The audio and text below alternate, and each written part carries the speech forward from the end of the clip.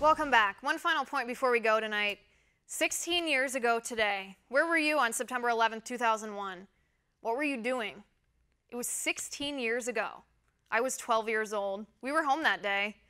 I didn't quite understand the magnitude of what had happened at first. My mom didn't want us to watch the TV until she knew what had happened. I was a child. But I remember the eerie quiet. We lived close to an airport, but there were no planes taking off or landing that day. No buzzing, no jet engines, just quiet. Eerie, chilling quiet. My dad brought out the newspaper the next day, showed us a map of Afghanistan, taught us about the Taliban and the terrorists who, inspired by their radical Islamist jihadist beliefs, swore to kill as many of us as they could. And they did. I remember as a child being amazed that our military and our intelligence services knew exactly who attacked us, Al-Qaeda and bin Laden, as soon as the attack happened. I remember being impressed, in awe. I remember wondering if I had been on United Flight 93, if I would be as brave and heroic as the men and women who gave their lives to save their countrymen. As a 12-year-old, I remember praying that I would be.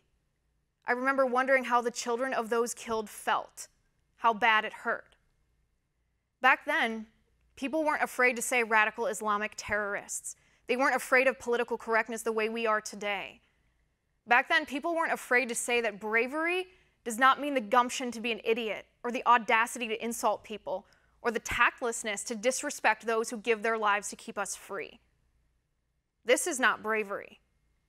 Bravery is the men and women of United Flight 93 who knew they were going to die and chose to save their fellow Americans even though it cost them their lives. This is not patriotism.